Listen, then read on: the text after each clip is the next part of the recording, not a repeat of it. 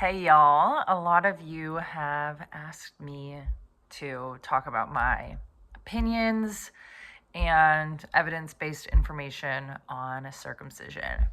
Just gonna leave a moment for you guys to prepare for that.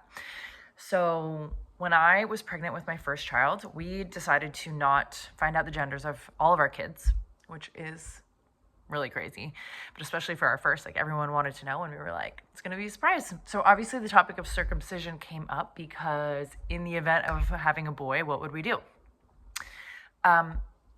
Just for those of you who don't know what the global statistics on circumcision are, infant circumcision, I strongly urge you to just Google that, like a map of global infant circumcision. The United States and Israel are the only countries who perform infant circumcision on a mass scale. It may happen in like Canada and Australia a little bit, but it's way less. Like I have a number of Aussie friends who like say to me like, that's still a thing in the United States. However, it's just not non-existent there. In most other countries around the world, it is pretty much non-existent. So look at a map. It's fascinating. So anyway, we were pregnant. And for those of you watching, if you are a woman around my age, childbearing age, the likelihood that your husband is circumcised is very high. Children have been circumcised in the United States, infant circumcision. It has been very normalized since like the 70s and on, maybe even the 50s and 60s. Very, very common, almost all babies circumcised unless it's not a part of your culture. But we have very much made it a part of American culture, and that is something to strongly, strongly question. If you are pregnant or if you are wanting to get pregnant and you haven't thought about this, it is like asking why do we do it in America when almost no one else in the world does should raise everyone's eyebrows. Like, let's think about this for a second. Okay. My stance on circumcision as a pregnant mom, first time pregnant mom, was no. There's no way I'm doing that. And my thought process was, I don't want to watch that procedure. That seems horrific to me. I would like, in my mind, I'm talking to my husband and I'm like, you're going to have to claw that baby out of my cold dead hands. Like there's no way in hell that's happening. However, having the conversation with him, I was much more gentle and discussing it with him rather than really sharing how I felt about it, because this can be such a sensitive topic for men. Like I said, most men who are dads now or who are soon to be dads are circumcised. And so a lot of men have to really reckon with that when they are questioning this barbaric act of infant circumcision in America. You have to almost really hold their hands. And some of them are like, man, that's messed up. Yeah, I'm not doing that to my son. And that's that. And then some men are much more triggered by it. Like, truly, that's really how it is. They're just like, they have to reckon with the fact that something happened to them that they didn't consent to. And like, they don't want to think about that. And I totally get that. So for me, first and foremost, circumcision is non-consensual. And now you could argue that no childhood interventions are consensual. That is very true. Okay. Something to think about.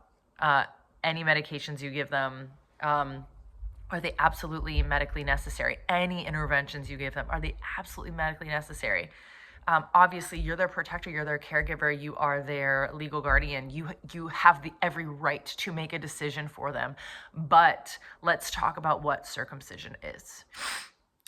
You are cutting off the foreskin completely off of a brand newborn baby penis, okay? Are there any benefits to circumcision? No, there are not.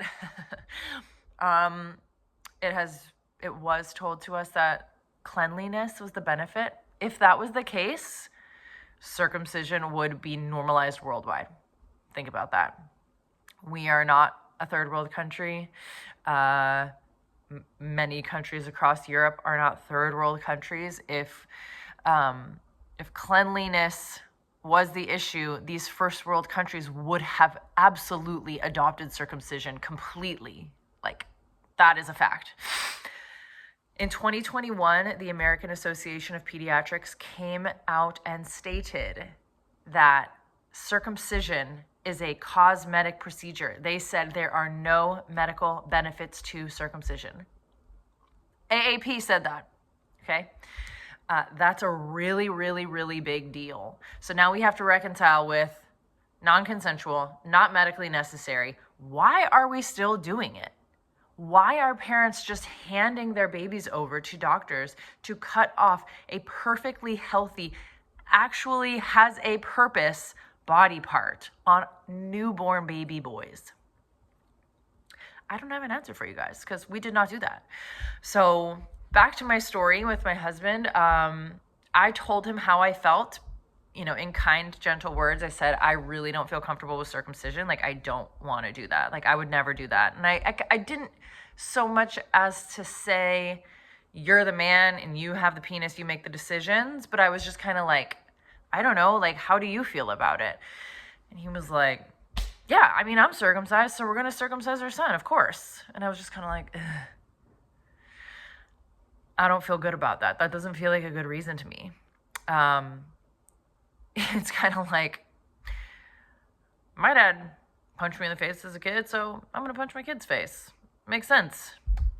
You can really look at circumcision as abuse, and I certainly do. Now, if you're watching this and you're a parent and you circumcise your child and you regret it, just know that I don't blame you. I blame the system that has manipulated parents into believing that that was a medically necessary procedure. I am not shaming or blaming parents who believed that what they were doing was the best thing for their child. I want you to hear me loud and clear on that. But we can do better for new babies, all right? I don't want to make this 10 minutes long, but I strongly recommend, if you're watching this, you head over, I'm going to link it below, to the documentary called Elephant in the Hospital. It's on YouTube, 30 minutes. It is extremely informative, and you hear a circumcision occur, okay? As a doula, one of the most important things for me is honoring a peaceful transition for baby and mom into the world. Circumcision is the absolute opposite of peaceful, like absolute opposite. And if you are interested in giving your baby the best birthday, welcome into this world, and setting their nervous system up for a peaceful transition, you have to think really long and hard about these interventions that you are potentially going to perform on them. Circumcision in no way is medically necessary, and I believe it is extremely harmful to the nervous system, to the psyche of a new baby, and it is so wrong, in my opinion, that doctors don't stand up for this, against this practice. It is barbaric. And you have to ask questions like, why don't doctors stand up against it? Are they financially incentivized to perform circumcisions? Of course they are. It's their job. They make money on every procedure they do. They're not going to say, this is wrong, you shouldn't do that. They're not going to tell you to do it, which is good. But they're not going to say, I wouldn't do that if I were you. Because if you want it done, they're going to make money off of it. And they're not there to contest that. So please watch Elephant in the Hospital. And then if you want to watch another documentary, you can watch American Circumcision. I believe you can get that on Amazon Prime, like $3.99 or something. I feel very, very, very strongly about this, obviously. And we have 2 boys. They are intact. And I look at my baby's body and I think, this is exactly how God made you. This is how you're supposed to be. This is how you're supposed to be. There is absolutely no reason to cut off a body part, a healthy body part. Crazy. All right, we're almost at 10 minutes. If you have any questions, pop them below. I will answer them. This is controversial. So let's hear it.